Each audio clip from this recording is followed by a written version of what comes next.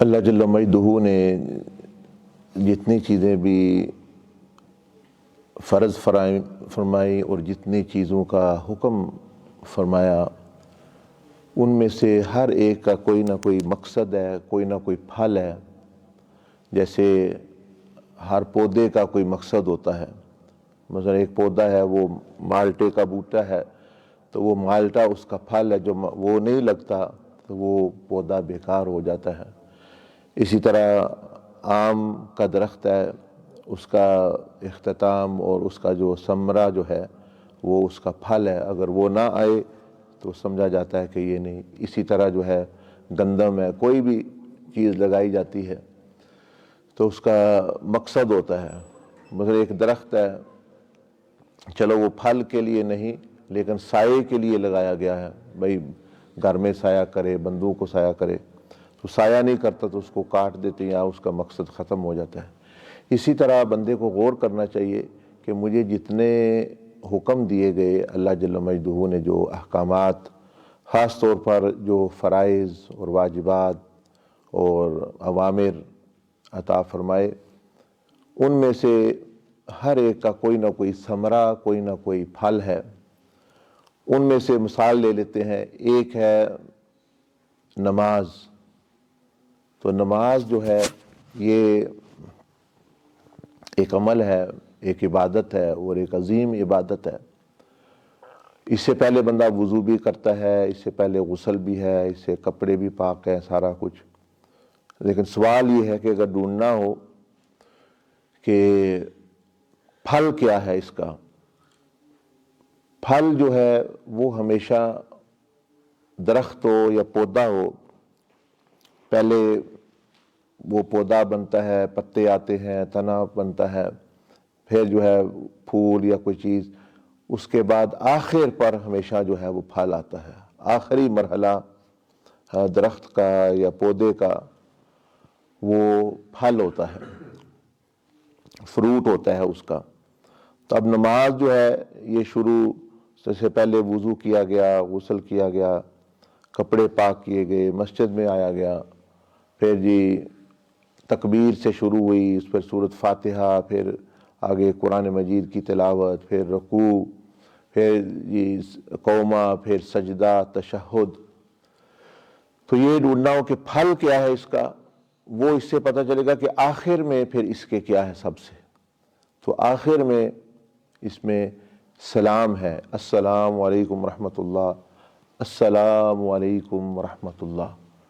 تو پتہ چل گیا کہ بھئی اس کا پھل جو ہے اصل میں یہ جو آخری الفاظ ہے، اس میں اس کا نتیجہ، اس کا ثمرہ اور اس کا جو ہے پھل پایا جاتا ہے۔ اب سلام کا کیا مطلب ہے؟ اس کا مطلب یہ ہوتا ہے جب بندہ مثلا سلام کرتا ہے کہ بھئی جتنے بھی مخلوق ہے میرے دائیں طرف، سامنے، اس طرف جب میں سلام، کیونکہ وہ بندہ ایسے پھیر کے کر رہا ہے، فرشتے ہیں، لوگ ہیں، جانور ہیں، مخلوق ہے، بندے ہیں، عورتیں ہیں، جتنے بھی بھائی میری مخلوق اس طرف ہے، ان کی جان، ان کا مال اور ان کی عزت مجھ سے محفوظ ہے، مجھ سے کوئی نقصان اس کو نہیں پہنچے گا۔ سلام کا ویسے بھی یہی مطلب ہوتا ہے، جب ہم ایک دوسرے کو سلام کرتے ہیں، السلام علیکم ورحمۃ اللہ یا السلام علیکم، تو سلامتی ہو تم پر، تو کیا مطلب کہ اے بھائی یا اے بہن، میری طرف سے بے فکر ہو جائیں، آپ کی جان، آپ کی مال، آپ کی عزت سلامتی میں ہے۔ یہ ہوتا ہے، یعنی سلام گویا بندہ ایک عہد دے رہا ہوتا ہے دوسرے بندے کو کہ بھئی میری طرف سے آپ جو ہے وہ بے فکر ہو جائیں، کوئی آپ کی عزت، آپ کی جان، آپ کا مال جو ہے وہ میری طرف سے محفوظ ہے۔ تو یہ ہوتا ہے۔ تو نماز میں جو یہ اخیر پر رکھا گیا ہے، تو اس کا مطلب یہ ہے کہ وہ ساری جو عبادت اس نے کی ہے اس کا اب ثمرہ اور اینڈ یہ ہونا چاہیے کہ اب اس نے سلام کیا ہے اس طرف بھی اور ساتھ ہی بائیں طرف بھی، کہ اب یہ بندہ جب یہاں سے اٹھ کے باہر جائے گا یا مسجد میں ہی رہے یا جہاں بھی جائے گا، اس کی طرف سے سلامتی پھیلے گی، اس کی طرف سے کسی کی عزت کو نقصان نہیں ہوگا، کسی کی جان کو نقصان نہیں ہوگا، کسی کے مال کو نقصان نہیں ہوگا، بلکہ سلامتی پھیلے گی، اور دوسرا کیا بندہ کہتا ہے السلام علیکم ورحمۃ اللہ، کہ تم پر اللہ کی رحمتیں ہوں، بلکہ یہ بندہ جو ہے یعنی سلامتی بھی پھیلائے گا اور اللہ کی رحمت جو ہے بن کر جو ہے معاملہ کرے گا لوگوں کے ساتھ۔ تو یہ، اور اگر سلامتی کی بجائے نماز تو وہ پڑھتا ہے، عبادت تو وہ کرتا ہے، لیکن دوسروں کی جان محفوظ نہیں، دوسروں کی عزتیں محفوظ نہیں، دوسروں کا مال محفوظ نہیں، تو وہ سمجھ لے ایسا ہے کہ جیسے جس نے درخت لگایا، پتہ نہیں مہینہ 2 مہینہ 6 مہینے اس کا خیال رکھا، اور جب اس کا رزلٹ، جب اس کا پھل آنا تھا تو وہ خراب کر دیا، یا وہ پھل آیا ہی نہ۔ تو اس طرح جو ہے بندے کو یہ ذہن میں رکھنا چاہیے۔ اسی طرح ہر عبادت، ذکر کا بھی ایک پھل ہے، روزے کا بھی ایک پھل ہے، کلمہ شریف کا بھی ایک رزلٹ ہے، ایک پھل ہے، زکوٰۃ کا بھی ایک پھل ہے، اسی طرح درود شریف کا بھی، ہر عبادت کا۔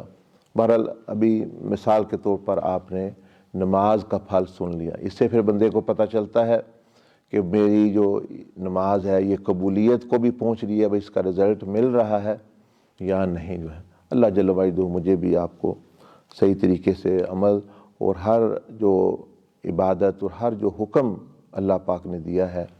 اس کا مقصد پورا کرنے کا جو ہے وہ یعنی ارادہ بھی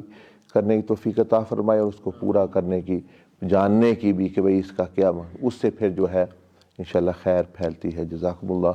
سبحان اللہ بحمدہ، سبحانک اللہم بحمدک، نشہد ان لا الہ الا انت، نستغفرک ونتوب الیک۔